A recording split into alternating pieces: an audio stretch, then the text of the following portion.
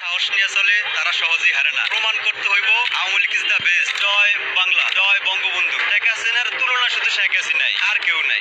বাংলাদেশের প্রত্যেকটা ঘরে ঘরে আওয়ামী লীগের কর্মী আছে। সবাই সবার জায়গা থেকে প্রস্তুত হও, যে কোনো সময় শেখ হাসিনার ডাক আসতে পারে। এয়ারপোর্টে যাওয়া লাগবে, প্রয়োজনে প্রত্যেকটা ঘরে ঘরে দুর্গ গড়ে তোলো। মনে রাখবা, যারা শক্তি আর সাহস নিয়ে চলে তারা সহজেই হারে না। প্রমাণ করতে হইব Awami League is the best. পদত্যাগ করতে যাচ্ছেন উপদেষ্টা নাহিদ আসিফ ও মাহফুজ আলম। জুলাইয়ে ছাত্র জনতার আন্দোলনে নেতৃত্বদানকারী অন্যতম 3 সমন্বয়ক নাহিদ ইসলাম, আসিফ মাহমুদ, সজীব ভুইয়া এবং মাহফুজ আলম। তীব্র আন্দোলনের মুখে শেখ হাসিনার পতন হলে অন্তর্বর্তী সরকারের উপদেষ্টা পরিষদে ছাত্রদের প্রতিনিধি হিসেবে যুক্ত হন তারা 3 জন। সামলাচ্ছেন সরকারের গুরুত্বপূর্ণ মন্ত্রণালয়গুলো। কিন্তু অন্তর্বর্তী সরকার গঠনের 5 মাস যেতে না যেতেই তাদের পদত্যাগের গুঞ্জন সামনে আসছে, যা নিয়ে শুরু হয়েছে নানা জল্পনা কল্পনা। জাতীয় দৈনিক আমার দেশের বরাতে জানা গেছে, আগামী 15ই ফেব্রুয়ারির মধ্যে সরকার থেকে পদত্যাগ করতে যাচ্ছেন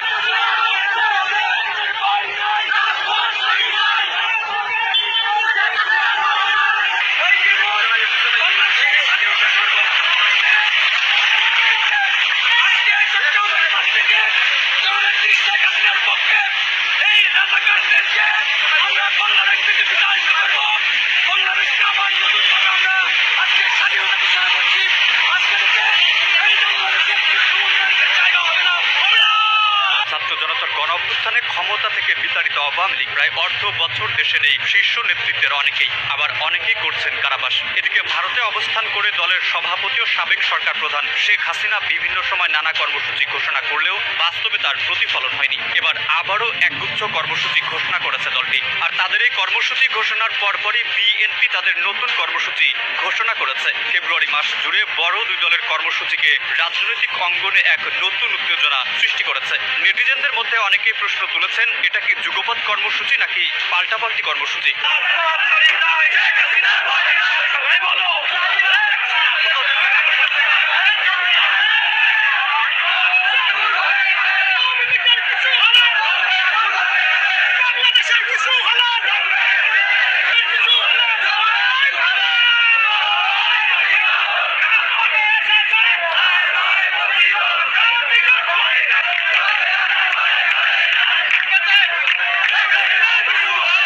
এরপরই দেশে আলোচনায় আসে সংস্কার আলাপ। আগস্টে গুঞ্জন ওঠে নতুন দল গঠন করছে বৈষম্য বিরোধী ছাত্র আন্দোলন। তবে তাৎক্ষণিকভাবে না জানালেও নাগরিক কমিটির আত্মপ্রকাশে সেই আলোচনা আরো পোক্ত হয়। এরপর রাজনীতির মাঠে পুরো আলোচনায় নতুন দল।